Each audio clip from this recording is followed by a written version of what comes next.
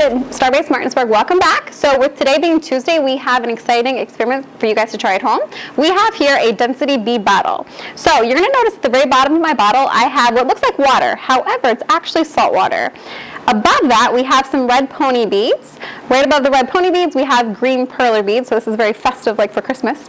And then at the very top, we have rubbing alcohol. All right, so you're going to see everything's nice and stacked as is, but I'm going to pick up the bottle and give it a really good shake.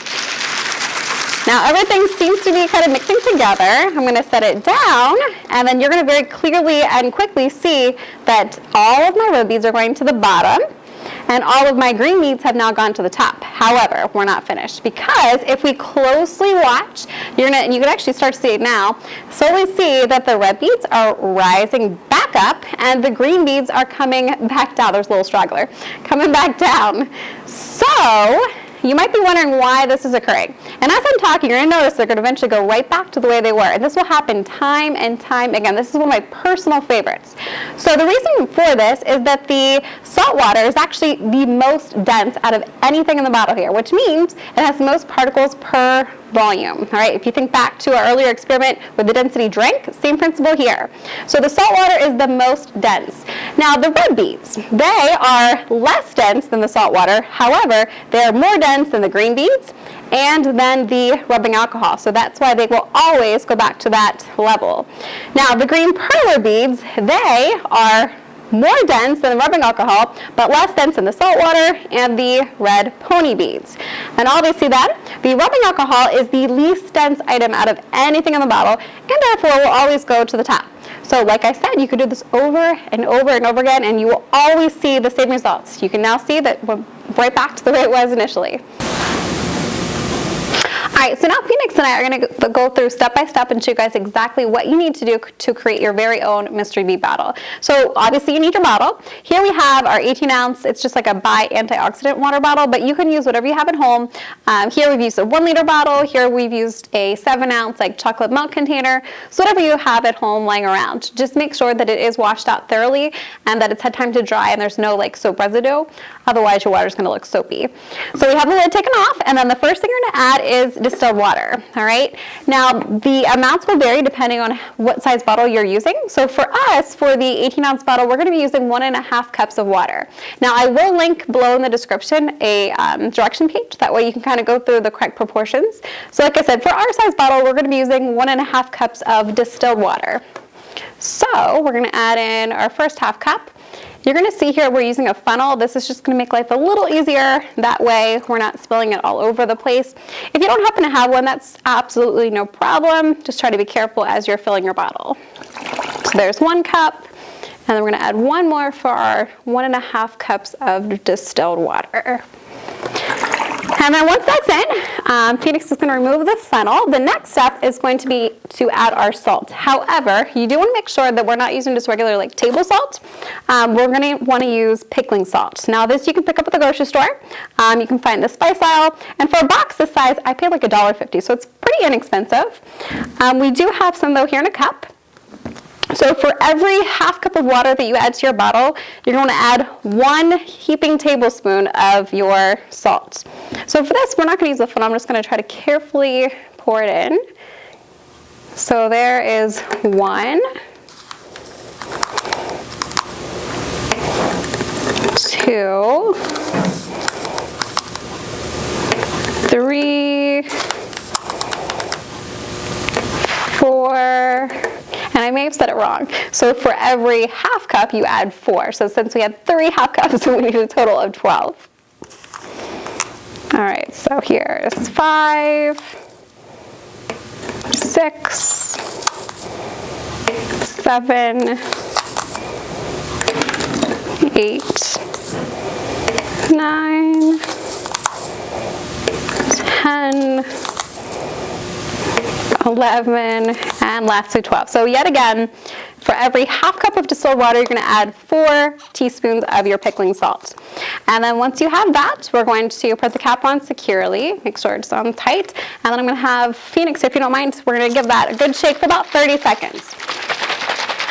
Now you're going to see initially it's going to be very cloudy. Don't worry, because after time it will start to dissipate. The reason why we're using the pickling salt is because it's 100% pure salt. There are no extra minerals, and so in the long run it's going to allow our bottle to be less cloudy, more clear. You can see here it looks exactly like water. Can't tell at all that it's salt water. So while she's shaking that, I'm going to go and get the next step ready, and that will actually be our rubbing alcohol. Now this also you want to make sure that you are specific about, because we're using 91% isopropanol alcohol. Now you can buy this at the pharmacy at your local Walmart, and again for a bottle of this size, I'm going to say it's no more than like $2.75, so pretty inexpensive, and you're not going to need much, as long as you're not like having a 2-liter bottle. So I think that's probably good there, Phoenix.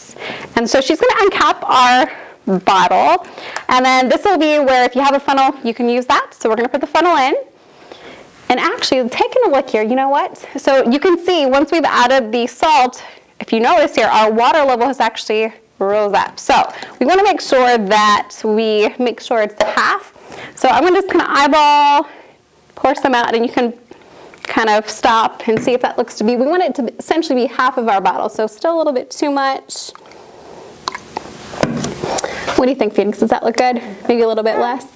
I think that looks good. Okay, so now that we have exactly half, we can put our funnel back in, and then this is pretty easy. We're just going to add in our rubbing alcohol. We don't even need to measure it, we can just kind of eyeball, and we're going to go all the way until about the top of my lip here. And then as soon as you start to pour that in, you're actually going to be able to visibly see the line at which the two liquids are separating. All right, so that looks good. It's about to the top. I can cap my bottle off here. And we're going to kind of get a zoom in here just to verify that you can in fact see the distinction to where our salt water and our rubbing alcohol meet. All right, so this is where you really want to make sure you can see the clear distinction between the two. So down here we have our salt water, and then up here we have our rubbing alcohol. And you can see the line at which they meet. And you can see as I tilt this, you're going to be able to notice that very identifiable line. That's what you want to make sure you see before you go any further. All right, so now that we have liquids in the bottle, the next step is to add the beads in. As you can see, I have a couple beads in here already, did a second take here. So these are simply craft beads. We have two different types. The first type is the pony beads, and the second type are called pearly beads. They come in packages that look like this. Both of these types of beads can be found in craft stores or even in the craft section of your local Walmart. The key is to make sure that you have two different colors. That way it's easily identifiable in a bottle. So we're just using pink and blue here. You can choose whatever colors you like. So we're going to open up our bottle. And like I said, the pony beads go in first. Now for our 18-ounce bottle, we have a total of 100 pony beads. Now again, if you have a smaller bottle, like for this one here, we only had a total of 50.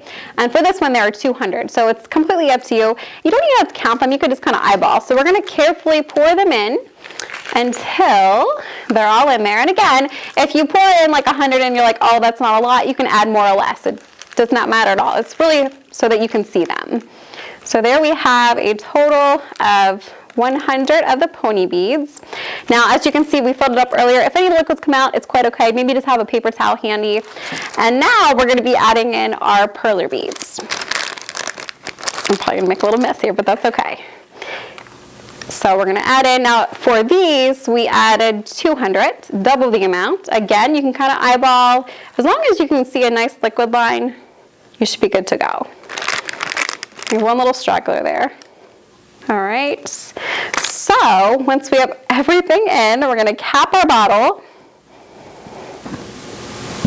And then once it's securely tightened, you should be able to see, just like before, we have our clear layers. Let's give it a good shake. You might want to use a paper towel first. Everything mixing together. And then, and since we did just create this, you're going to notice it's pretty cloudy.